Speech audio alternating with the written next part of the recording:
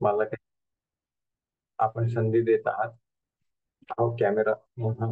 Yes. तर हा, तर हा अतिशय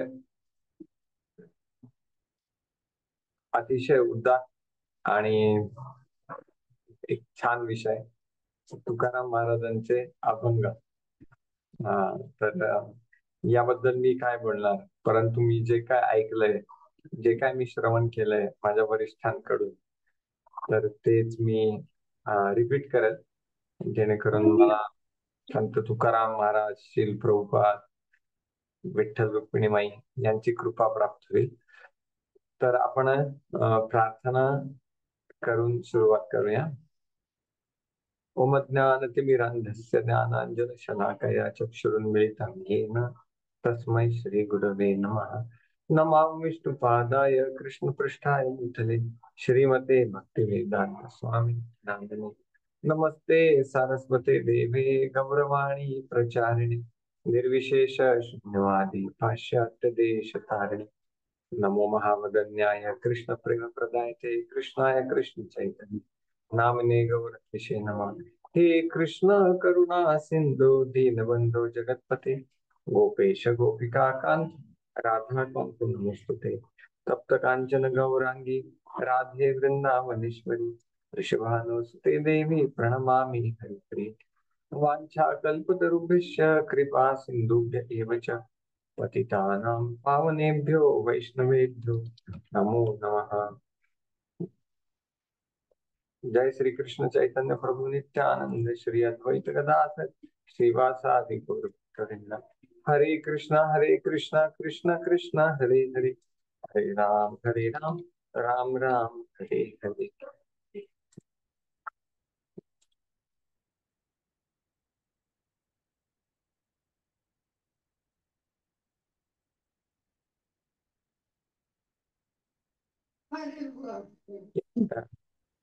हरी.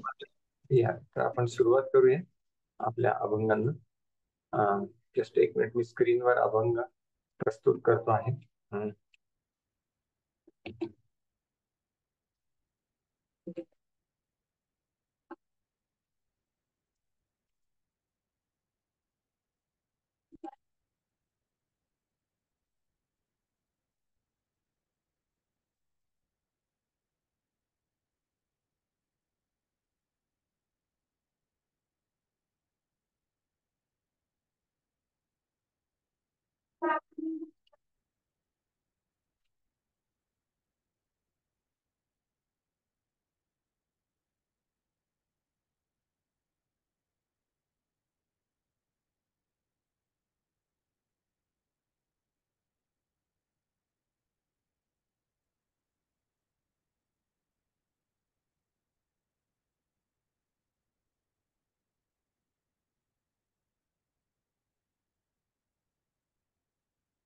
जस्ट एकच मिनिट.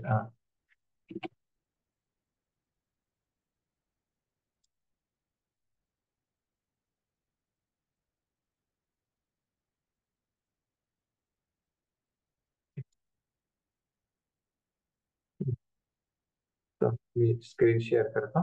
अं, तर आजचा आपला अभंगांचा विषय आहे अं, पापाची वासना नको डाऊ डोळा त्याहुनी बरा आंधळाच मी. तर तुकाराम महाराजांचे अभंग, खूप सारे अभंग रोज म्हणजे अं, एकाच क्लासमध्ये एक 20-30 अभंग हा पण एक प्रकार आहे. परंतु मग त्याच्याने असं होतं की त्याला म्हणतात की विहंगावलोकन. विहंग म्हणजे गरुड.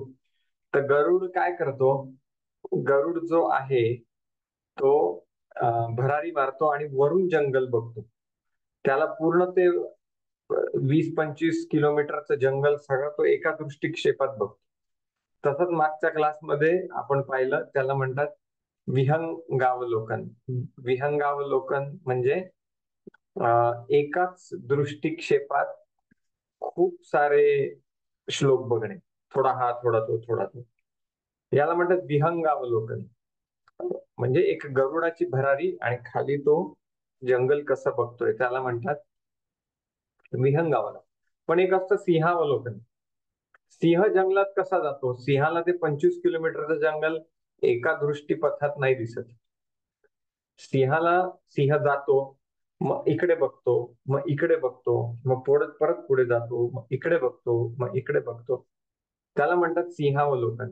सिंहावलोकन म्हणजे प्रत्येक श्लोकामध्ये डीप, एकदम सखोल जावं आणि त्याची सखोल चर्चा व्हावी, याला सिंहावलोकन. तो दोन्ही जरुरी आहे.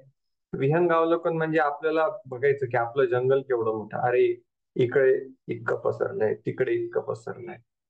आणि त्याचं एकदा झालं की सिंहावलोकन म्हणजे त्याच्यात आपण डिटेलमध्ये जाणं.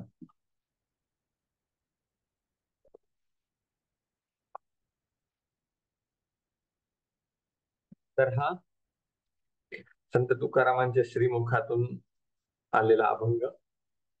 पापाची वासना नको दाऊ डोळा, त्याहुनी आंधळा बराच मी.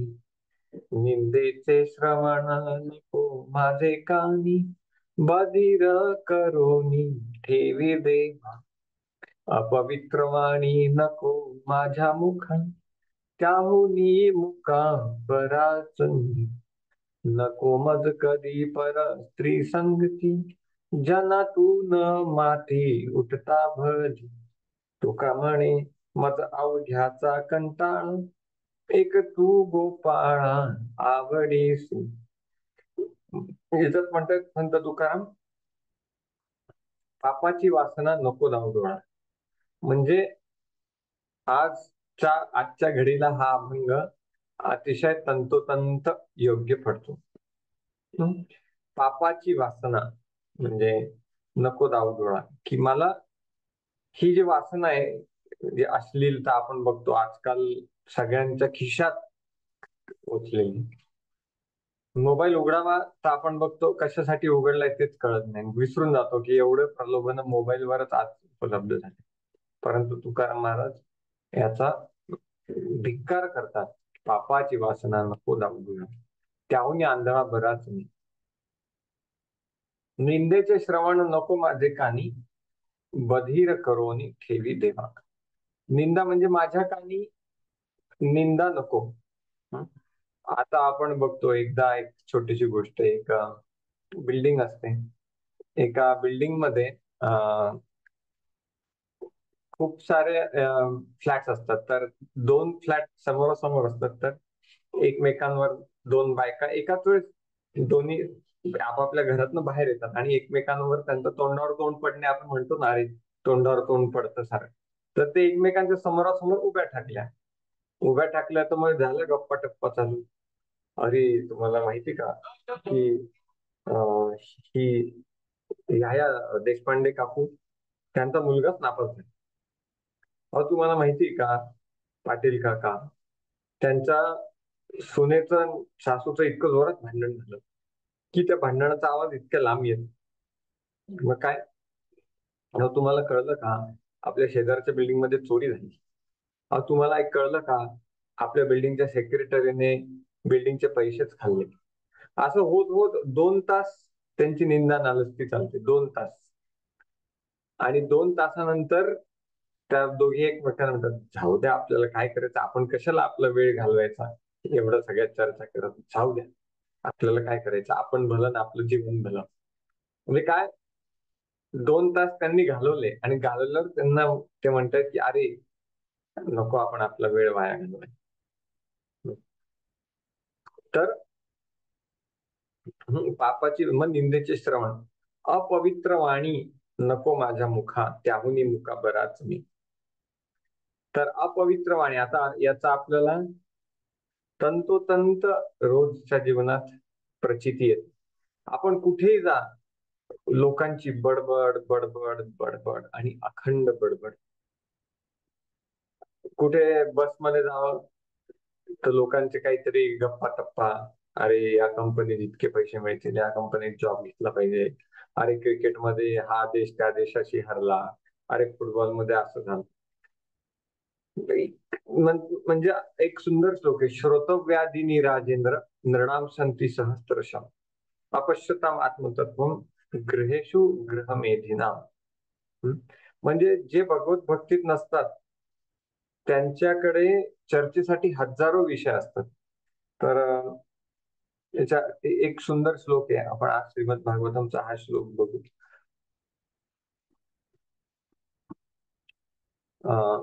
Just minute.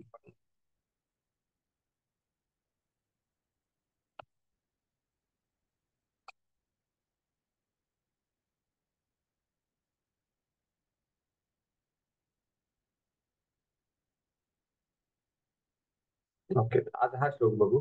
नयद्वचश्चित्रपदं हरेर्यशो जगत पवित्रं प्रगृणीत करहिचित् तद्वयसं तीर्थमुशन्ति मानसा नयत्र हमसा निरमन्ति उषक्षयः. हे श्रीमद भागवतम मधला संवाद आहे. श्रीमद भागवतम म्हणजे शुकदेव गोस्वामी आणि परीक्षित महाराज यांच्यातला पवित्र संवाद. जेव्हा परीक्षित महाराजांना समजलं आपल्याकडे 7च दिवस राहिलेले आहेत. परीक्षित राजा अख्ख्या दुनियेचे सम्राट होते. माहिती का, पांडवांनंतर जो उत्तरेच्या गर्भात परीक्षित महाराज, अभिमन्यूचा मुलगा परीक्षित महाराज, तर परीक्षित महाराज अख्ख्या पृथ्वीचे सम्राट. पण जेव्हा त्यांना श्रृंगीने शाप दिला की तू 7 दिवसात मरशील, तेव्हा राजाने काय करावं? आता एखादा राजा असता, पृथ्वीचा राजा म्हटल्यावर आजकाल छोट्या छोट्या देशांचे राजा असतात, अख्ख्या पृथ्वीचे राजा म्हणजे त्यांच्या पायावर किती प्रकारचे सुख लोळण घालत असतील. परंतु ते म्हणते नाही. त्यांनी याची ही एक संधी बघितली. त्यांनी बघा, शाप मिळालाय 7 दिवस. आता आपल्याला सपोज कळतं की किंवा कोणाला सपोज कॅन्सर झाला, तुमच्या आयुष्यात 2 महिने शेवटचे राहिले, तेव्हा किती आपल्याला दुःख होईल, म्हणजे दुःखाला सीमा नाही राहणार. परंतु परीक्षित महाराजांनी याचा एक संधी म्हणून बघितलं याकडे, आणि संधी म्हणून बघितलं, आणि ते म्हणले की ओ, आता या शापामुळे भगवंतांना मला या सर्व व्यापातून निवृत्त करायची संधी दिली. सगळ्या पापातून निवृत्त करून आता 7 दिवस 7 रात्र मी शुकदेव गोस्वामींकडून श्रीमद भागवतम श्रवण करणार. आणि त्यांनी तसं केलं. 7 दिवस 7 रात्र त्यांनी शुकदेव गोस्वामींकडून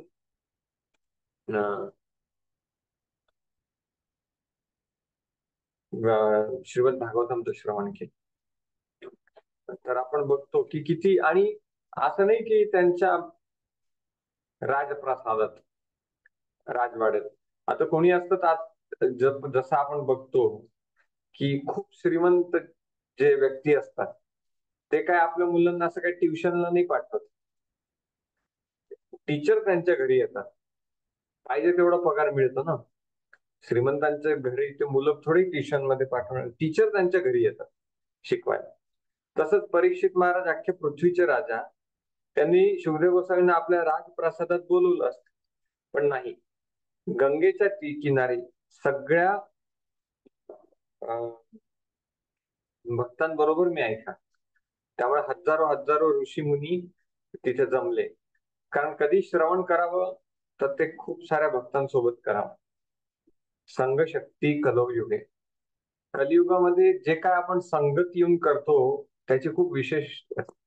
लहानपणी एक जाहिरात तुम्ही बघितली असेल की एक काठी असते, ती लगेच अशी कटकन तुटते, परंतु एक मोळी असते, त्या मोळीला तोडतात. एक असा बॉडी बिल्डर, खूप जाहिरात, ही मला माहित नाही कुठली जाहिरात होती ही, तर ही मोळी अशी तो तोडूच शकत नाही. याला म्हणतात एकीचे बळ मिळते फळ. तुम्हाला जे काय करायचंय ते संगतीत करा. कथा श्रवण, आता आपण इथे झूमवर जमलेलो आहेत, परंतु हा क्लास एक तडजोड म्हणू शकतो आपण झूमवर. परंतु क्लास झाल्यावर आपण आपल्या इथे लोकल सत्संग शोधा, आपलं हरे कृष्ण मंदिर, तिथे जाऊन सगळ्यांसोबत मंगल आरती करणं, सगळ्यांसोबत कथा ऐकणं, सगळ्यांसमोर नृत्य, सगळ्यांसोबत नृत्य करणं संकीर्तन मध्ये, आणि प्रसाद ग्रहण करणं सगळ्यांसोबत, याला एक विशेष महत्व आहे. ठीक आहे. तर म्हणून परीक्षित महाराजांनी 7 दिवस 7 रात्र अथक परिश्रम करून हा भागवतमचं श्रवण केलं. पाण्याचा एक थेंब सुद्धा घेतला नाही. 7 दिवस 7 रात्र परीक्षित महाराजांनी पाण्याचा एक थेंब न घेता भागवतम ऐकलं. कारण त्यांना श्रीमद भागवत नरिश करत होत, त्यांचं पोषण करत होत. म्हणून नैशाम अतिदुस्सह शून्माम तत्तोदम अपि बाधते पिबंतम तत्कथामृतम पिबंतम तत्मुखांबुजम अच्युतम हरिकथामृतम. परीक्षित महाराज म्हणतात की मी अतिशय दुस्तर अशी भूक आणि तहानेवर मी ही सहन करू शकतो. काय सहन करू शकतो? कारण तुमच्या मुखातून येणारे अमृत माझं पोषण करते. तर बघा, भगवंतांच्या नावात किती शक्ती आहे. आपण एकादशी, आमची इथे निर्जल असते एकादशी, एक एकादशी. निर्जल एकादशी म्हणजे शरीराचा थरकाप व्हायला पाहिजे, अन्न नाही, काही नाही पोटात 24 तास नाही. जन्माष्टमीलाही आमचा उपवास असतो, परंतु भगवंतांचं नाव आतून शक्ती देत असत. प्रत्येक भक्ताला याची प्रचिती येते की कसं काय आपण उपवास करू शकतो. आपल्याला बिना पाण्याचं, बिना जेवणाचं 4-5 तास निघत, एक 5 तास वाजले की लगेच आपल्याला भूक लागायला सुरुवात होते. परंतु भक्तांना आश्चर्य वाटतं की अरे कसं मी हा उपवास करू शकतो, कारण भगवंतांचं नाव आतून आपल्याला नरिश करत असत. तर हा श्लोक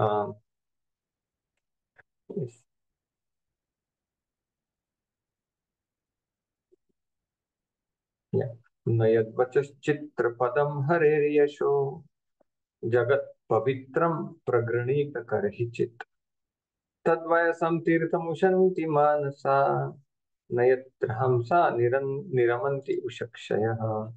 तर इथे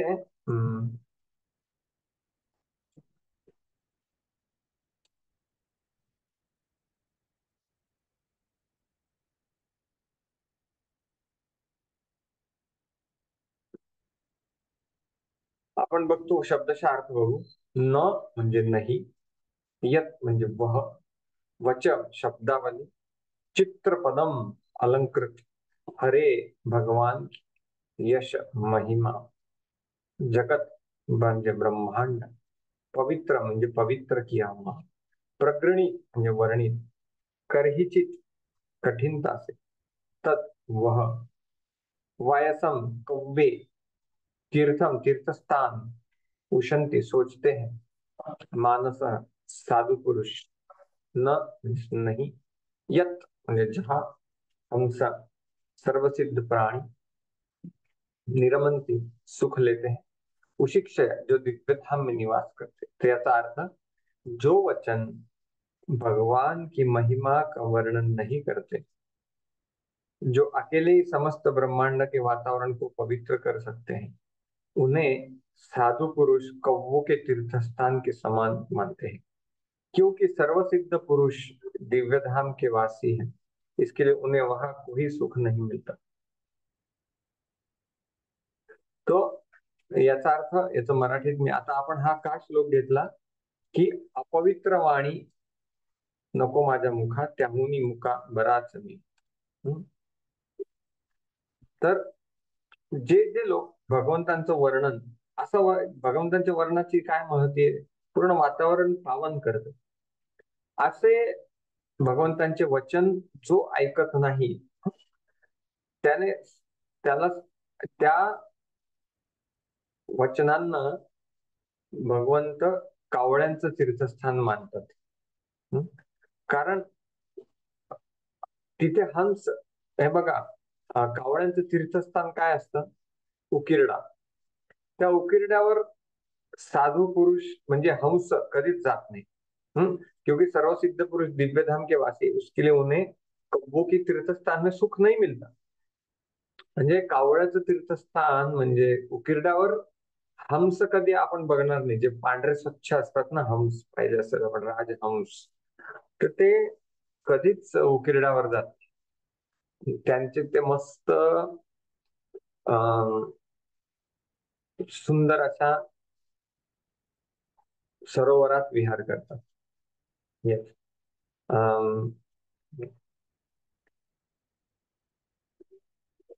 तर आता मला तुम्ही सगळ्यांनी उदाहरण द्या. इथे कावळ्याचं तीर्थस्थान म्हणजे अशा काही गप्पा गोष्टी जिथे कावळे म्हणजे जे पापी लोक आहेत ते भाग घेतात. त्यांना ते खूप आवडतं. आणि तिथे आपण भक्त लोक नाही कधी ते इच्छुक.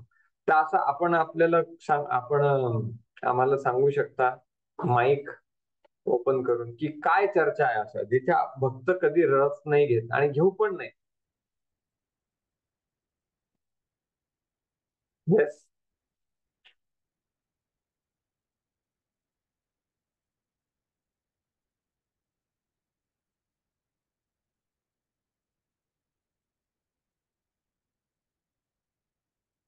कोणी सांगू शकेल की? हरे कृष्ण प्रभूजी, दंडवत प्रणाम.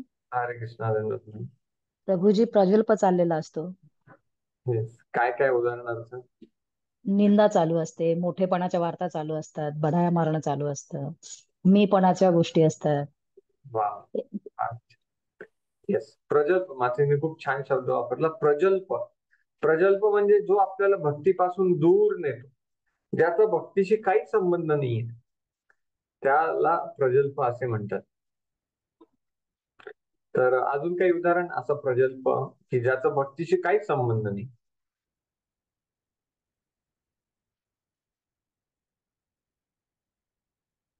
उदाहरण, स्पेसिफिक उदाहरण देऊ शकता तुम्ही की ही चर्चा आहे, हे म्हणजे कावळ्यांचं तीर्थस्थान. तिथे भक्तांनी जाऊ पण नाही, आपलं चित्त खराब करू पण नाही, आपला वेळ खराब करू पण नाही. खूप कमी आयुष्य आहे, त्यात भागवतम पूर्ण वाचून संपवायचं आहे आपल्याला. येस.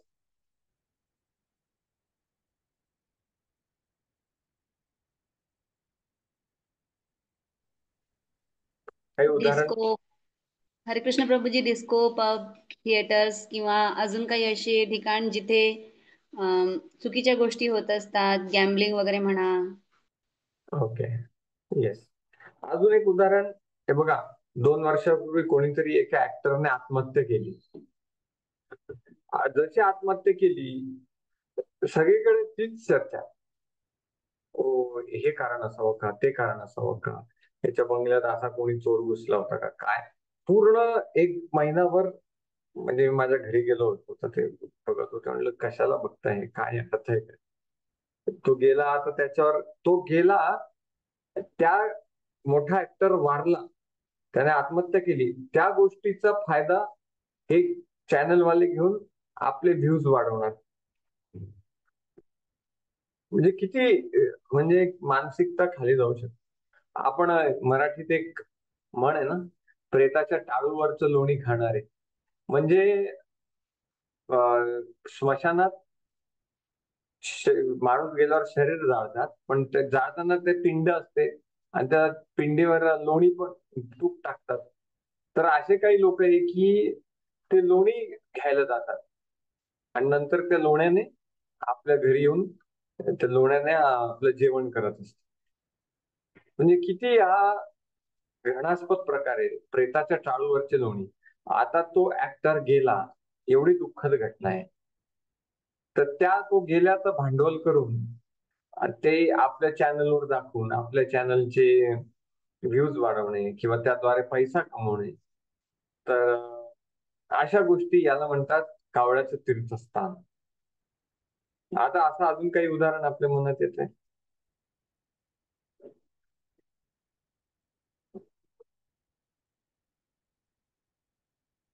काय बोलले प्रभूजी?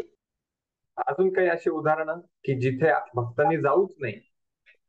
प्रभूजी, साऊथ इंडियामध्ये कसं होतं, एक तर 3 तास मूवी, एक तर मूवीचं खूप वेळ आहे साऊथ इंडियामध्ये, दक्षिण भारतमध्ये. आणि फिल्म बघून येतात आणि त्याच्यानंतर तर 3 तास त्याच्यावर चर्चा पण करतात Yes. आणि हो.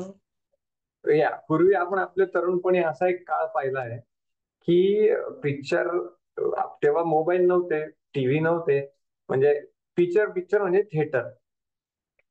थिएटरमध्ये मोठ्या पडद्यावर पिक्चर बघणं हा एक कल्चर होता. आणि शुक्रवारी फर्स्ट डे फर्स्ट शो असायचा.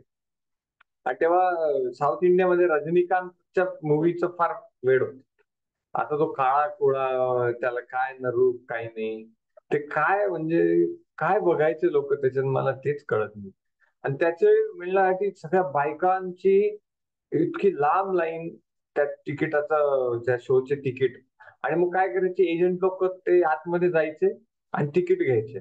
आणि तिकीट असायचं 60-70, आणि ब्लॅक मध्ये मग ते 250-300 विकणार. म्हणजे किती हा मूर्खपणाचा काळ असतो. आणि पिक्चर म्हणजे काय, ते एक तर भाकड कथा असतात, म्हणजे कोणा, ते काय सत्य घटना थोडी असतात. आता पिक्चर बघायचं तर सत्य घटना बघा. जसं छावा पिक्चर आलाय, तर चांगलं म्हणजे सत्य घटना आहेत त्या. ऍक्च्युअल आपल्याला चरित्र कळतं की आपले भारतात किती महान राजे होऊन गेले, राजर्षी होऊन गेले, राजा आणि ऋषी.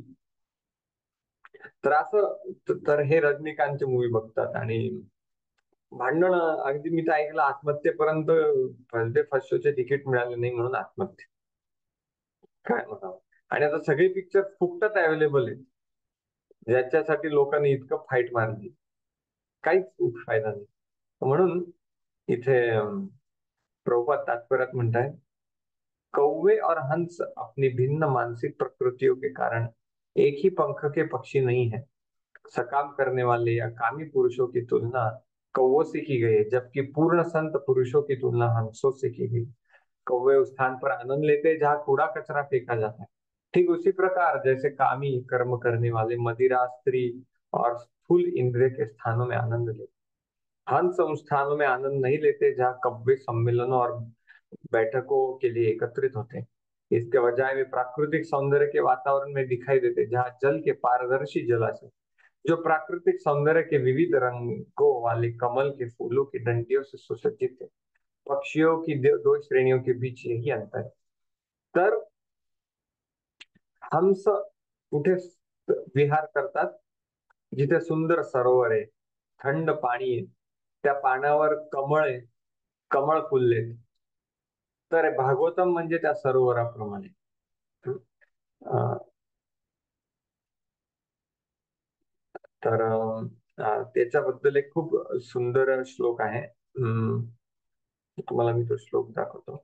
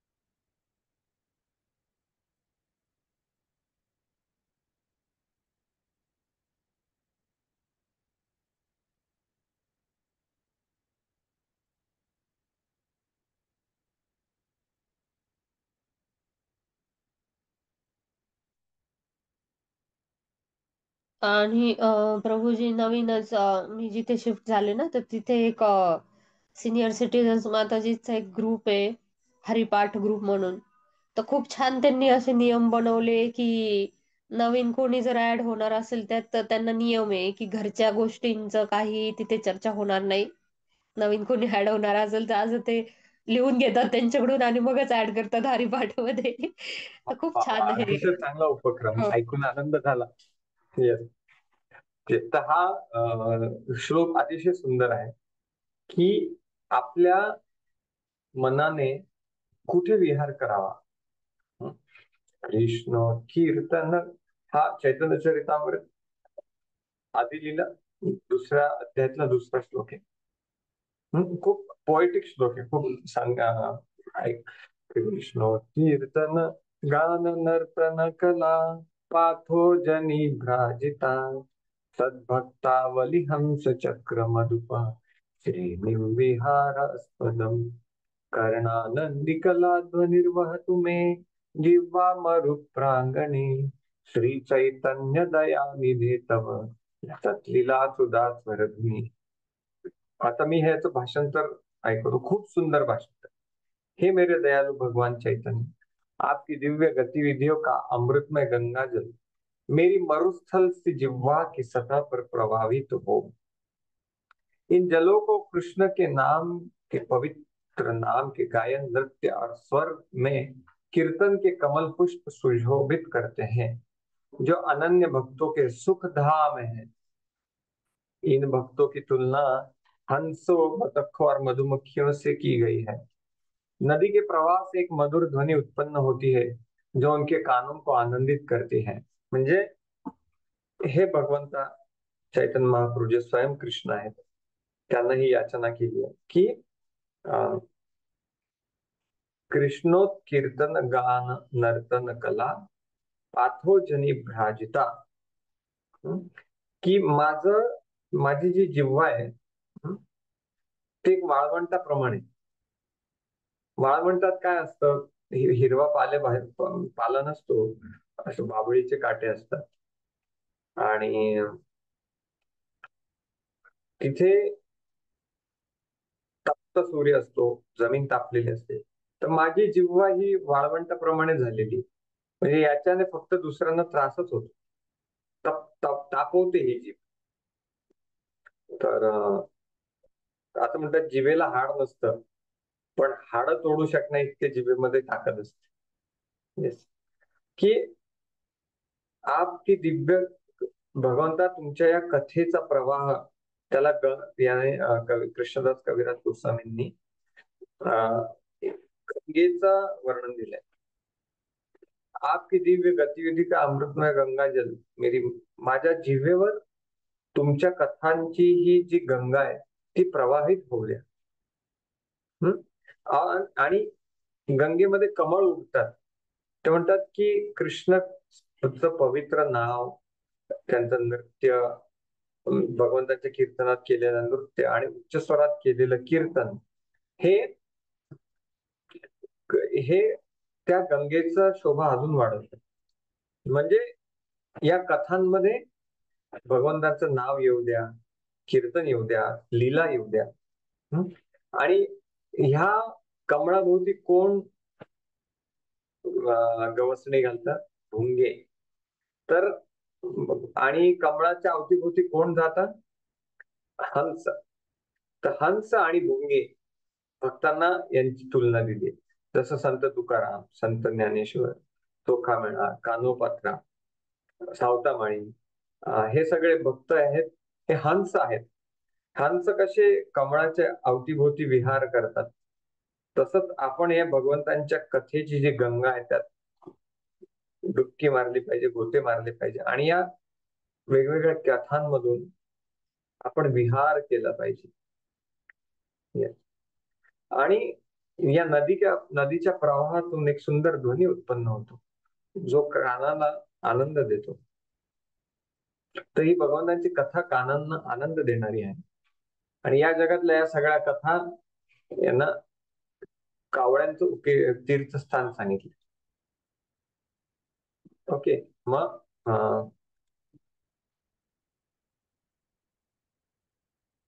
इस प्रकार आता पुढचा तात्पर्य आपण बघू. प्रकृति के विभिन्न मानसिकता वाले जीवों को प्रभावित किया और उन्हें एक ही श्रेणी में लाना संभव नहीं है. इस प्रकार विभिन्न मानसिकता वाले विभिन्न प्रकार के मनुष्यों के लिए विभिन्न प्रकार के साहित्य होते हैं. अधिक कांशतः बाजारू साहित्य जो कौवे की श्रेणी के मनुष्यों को आकर्षित करते हैं, वे ऐसे साहित्य होते हैं जिनमें इंद्रिय विषयों के अस्वीकृत अवशेष होते हैं. आता आपण बघतो की सत्वगुण, रजोगुण, तमोगुण, तर सात्विक लोकांचं पण काही कविता असतात.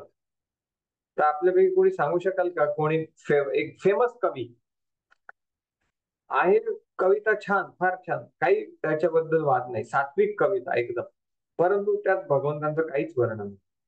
महाराष्ट्रात कितीतरी असे कवी आहेत, सुंदर सुंदर कविता, अशा कविता ऐकाल की अंगावर शहारे येते, पण नुसतं त्यात निसर्गाचं वर्णन, सुंदर किनारा तुला पामराला, तुझा समुद्राचं वर्णन, हवेचं वर्णन, झाडाचं वर्णन, असे कवींची नावं सांगू शकाल कोणी? मंगेश पाडगावकर. मंगेश पाडगावकर. अजून? कवी कुसुमाग्रज. कुसुमाग्रज. अजून? बाबा बोरकर. आवाज थोडा. बाबा बोरकर. बोरकर. बोरकर. बोरकर. येस. तर असे म्हणजे हे सगळे कवी छान आहे, नो डाऊट अबाउट इट. चांगले छान कविता लिहितात, परंतु त्यात भगवंतांचं वर्णन नाही. त्यामुळे त्या कविता आपल्याला थोड्या वेळासाठी आनंद देतील, पण आपल्याला जन्ममृत्यूच्या शृंखलेतून बाहेर नाही काढू शकणार. आता एक फार महान भारतातले लेखक होऊन गेले, फार महान, त्यांना पद्मश्री पुरस्कार मिळाला, आणि आता नाव घेत नाही, मी सांगतो, माझ्या वर्णनावरून जर कोणाला नाव आठवलं तर ते अनम्यूट करू शकतात. आणि इतके त्यांनी कादंबऱ्या दिल्या, इतके लिहिले. जेव्हा त्यांची मुलाखत घेण्यात आली, तुम्हाला काय आवडतं खाद्यपदार्थात, त्यांनी काय सांगावं? कोळंबी भात.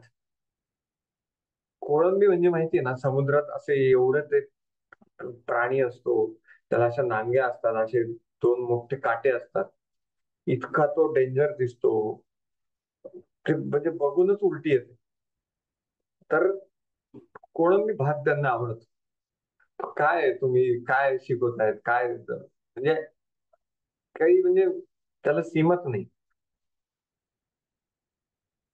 इस प्रकार, आपल्याला माहिती कोण होतं ते, कोण लेखक, ठीक है, एनीवे, इस प्रकार विभिन्न मानसिकता वाले विभिन्न प्रकार के, हाँ,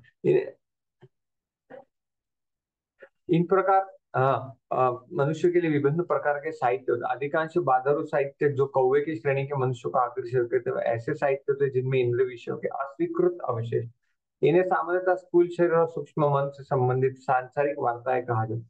ये विषय वस्तु से परिपूर्ण होते हैं, जिनका वर्णन अलंकारिक भाषा में सांसारिक उपमाओं और रूपात्मक विन्यासों से भरा होता है. फिर भी ये भगवान का गुणगान नहीं करते. किसी भी विषय पर ऐसा काव्य और गद्य मृत शरीर की सजावट माना जाती है. आध्यात्मिक रूप से उन्नत पुरुष जिनकी तुलना हंसों से की जाती है, ऐसे मृत साहित्य में आनंद नहीं है. जो आध्यात्मिक रूप से मृत मनुष्यों के लिए आनंद के स्रोत है. रजोगुणी और तमोगुणी ये साहित्य विभिन्न नामों से वितरित किए जाते हैं, लेकिन मनुष्य की आध्यात्मिक प्रेरणा को शायद ही संतुष्ट कर पाते. और इस प्रकार हंस जैसे आध्यात्मिक रूप से उन्नत पुरुषों, इनसे कोई लेना देना नहीं. ऐसे आध्यात्मिक रूप से उन्नत पुरुषों को मानस भी कहा जाता है, क्योंकि आध्यात्मिक स्तर पर भगवान की दिव्य स्वैच्छिक सेवा में मानक को सदैव बनाए रखते. यह स्थूल शारीरिक इंद्रिय दृष्टि या भौतिक अहंकारी मन के सूक्ष्म चिंतन के सकाम कर्मों का पूर्णतः निषेध करता है. सामाजिक साहित्यकार, वैज्ञानिक, सांसारिक कवि, सिद्धांतवादी, दार्शनिक और राजनीतिज्ञ जो इंद्रिय सुख की भौतिक उन्नति में पूरी तरह लीन है, वे सभी भौतिक शक्ति की गुड़िया है. वे उस स्थान पर आनंद लेते जहाँ अस्वीकृत विषय वस्तुएं फेंकी जाती है. स्वामी श्रीधर के अनुसार यह विश्वासी कार्यों का आनंद, किंतु भगवान के महिमा का वर्णन करने वाले साहित्य का आनंद उन परमहंसों को मिलता है जिन्हें मानवीय क्रियाकलापों के सार को समझ लिया है. तर अशा पद्धतीने प्रत्येक एक राजसिक भाषणही राजसिक असतं. आजकाल कित्येक नेता राजसिक भाषण करतात आणि राजसिक लिहितात. तामसिक म्हणजे जे इतरांच्या जीवनात सगळ्या प्रकारच्या समस्या आणतील, असं तामसिक. टीका टिप्पणी करणं, याच्याबद्दल ते लिहिणं, त्याच्याबद्दल ते लिहिणं. पॉलिटिक्स म्हणजे आजकाल हेच आहे सगळं. याची पायखेच, त्याचा पायखेच, याच्यावर ताशेरे ओढ, त्याच्यावर ताशेरे ओढ. या पॉलिटिक्स आहे. पॉलिटिक्स म्हणजे नथिंग बट कावळ्यांचं तीर्थस्थान, नथिंग मोर दॅन दॅट. तर त्यातही कोणी प्रामाणिक असतो, प्रजेसाठी झटत असतो. परंतु हे सगळे बाकी लोक भारताचा नावावर कलंक आहेत. तर अशा पद्धतीने आज हा श्लोक आपण पाहिला, संत तुकारामांचा अतिशय पवित्र अभंग, त्याच्यावरून आपण हा श्लोक बघितला. तर कोणाला काही प्रश्न आहे आजच्या या चर्चेबद्दल?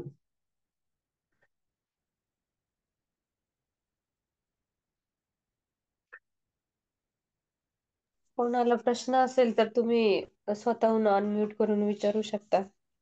श्रीकृष्ण.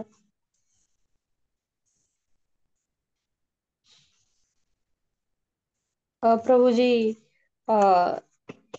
म्हणजे इच्छा न करता सुद्धा कधी कधी प्रकल्पामध्ये आपण इन्व्हॉल्व्ह होऊन जातो, की कधी कधी नातेवाईकांच्या ग्रुपमध्ये गेलो, किंवा कधी कधी काही प्रोग्राम्स असतात, कार्यक्रम असतात का असतात, मग त्याच्यात इच्छा नसून सुद्धा ते ऐकावं लागतं बसल्या बसल्या तिथे. अशा वेळेस आपण आपल्या चेतनेचं कसं आपण आजच्या आपण वेळेस कसं आहे, या गोष्टीला आपण टाळू नाही शकत, कारण आपण सोशल ऑब्लिगेशन्स, नातेसंबंध आहे, त्यांना थोडा वेळ द्यावा लागतो. तो वेळ द्यायचा त्यांना, परंतु मग ते घरी आल्यावर एक दोन माळा जास्त करायचे, की भगवंता जे काय मी ऐकलं, कारण बाकी लोकांना भगवंतामध्ये काही इच्छा नसते, आणि भलेही ते किती महान असो त्यांच्या जीवनात, आपल्यासाठी त्याचा काहीच फायदा नाही, कारण भगवंताविषयी ते बोलतच नाही. त्यामुळे मग त्यांचं ऐकून घ्यायचं, मग घरी आल्यावर त्यातनं पूर्ण मन बाहेर काढून दोन माळा शांत करायचे, डोकं शांत करायचं. असं होतं आमच्या बाबतीत, होतं कधी कधी. मग घरी आल्यावर दोन माळा जास्त करायचे, आणि कधी कधी असं नातेवाईकांना प्रसादम द्यायचा, त्यांना काही काही भेटवस्तू द्यायच्या, त्यांना प्रेरित करायचं भगवंतांच्या कथा सांगून, भगवंतांचा भक्त व्हायला. माझ्या कंपनीत एक माझा कलिग होता, खूप साऱ्या कलिग मधून त्याला मी थोडं गंभीर पाहिलं, आणि म्हटलं त्याला मी भक्तीत आणण्याचा प्रयत्न केला, आणि समाजच्या दृष्टीने तो आज भक्तीत आला. त्यामुळे आम्ही तेव्हा कंपनीत खूप चर्चा करायचो मग एकमेकांविषयी, भगवंताच्या कथा वेगवेगळ्या करायचो, भगवंतांविषयी बोलायचो. असं आपण त्यांना भक्तीत आणण्याचा प्रयत्न करू शकतात. हो हो प्रभूजी, खूप खूप धन्यवाद. हरे कृष्ण. तो फार फार धन्यवाद. मला इथे काही अभंगांबद्दल बोलण्याची चर्चा केली, आणि या श्लोकाबद्दल आपण काही ऐकून घेतलं आमच्याकडून. आपलं बहुमूल्य वेळ आपण दिलेला आहे. खूप खूप धन्यवाद. श्रील प्रभुपाद की जय. संत शिरोमणी श्री तुकाराम महाराज की जय. पिता जय. हरी हरी बोल. हरी हरी धन्यवाद बोल. हरे प्रभूजी. कृष्णा. दंडवत धन्यवाद प्रणाम. सर्वांचे. हरे हरे कृष्ण. हरे कृष्ण धन्यवाद. प्रभूचे दंडवत हरे प्रणाम. कृष्ण. थांबूयात आपण. हरे कृष्ण.